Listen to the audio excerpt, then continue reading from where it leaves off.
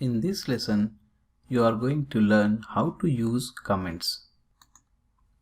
So far, the SQL statements we have been using all are very short and very simple. But imagine your SQL statements grow both in length and complexity wise.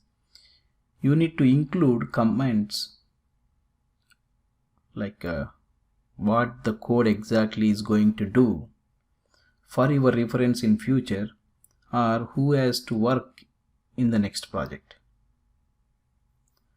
For example, if you want to provide a developer name who is working on this code, or who created this code, the developer reference name, or if you are touching somebody else code as part of some enhancement, you need to provide why you are touching the code, maybe providing the enhancement number, something like that.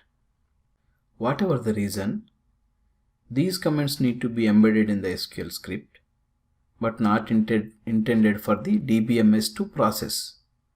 So these comments are for your purpose to understand the code, and DBMS system should ignore while processing the data. In SAP HANA, we have two types of comments. One is inline comment or single line comment, and multi-line comment.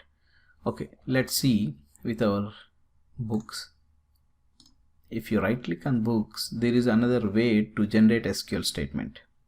Generate, insert, select, Visual SQL. So let's use the select statement, and it's using select, book ID, title. So all these identifiers system by default kept in double quotes, and each column is separated with comma.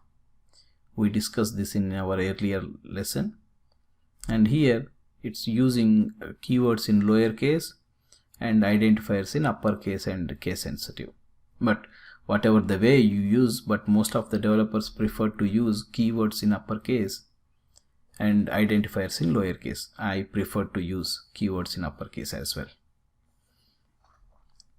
Okay, this statement select column name, comma, column name, all column names from T4H schema and books.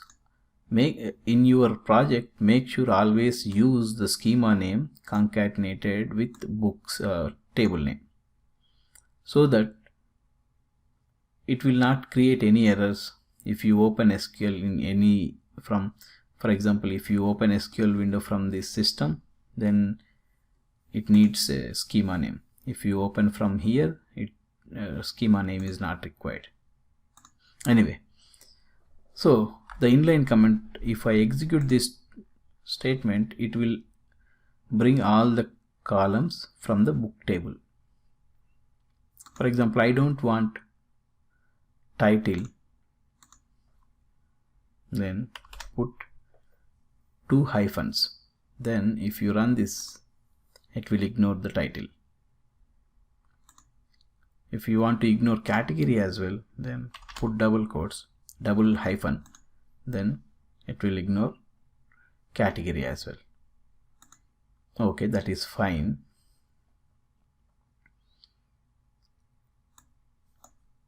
Let me remove this.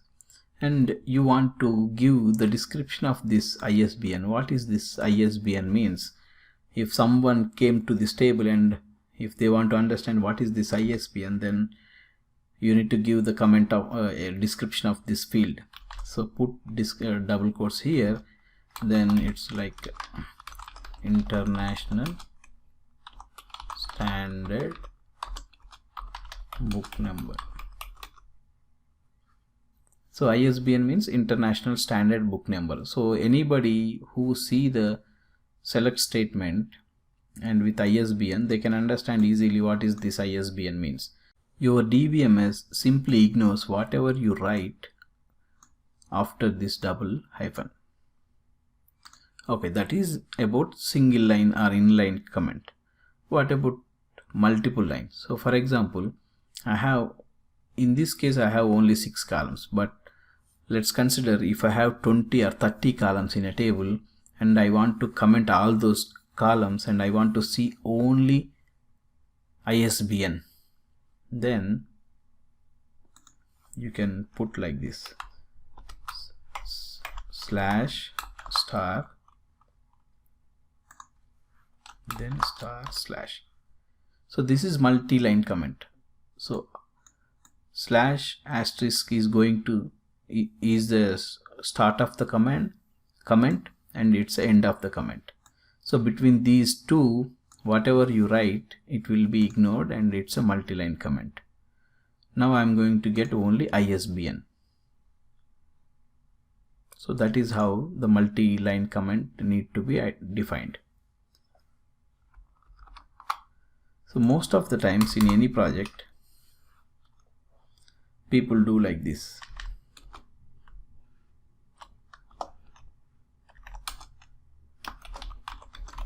Reading data from books table. So some format, whatever you would like. So this is one way. Otherwise you can put like this.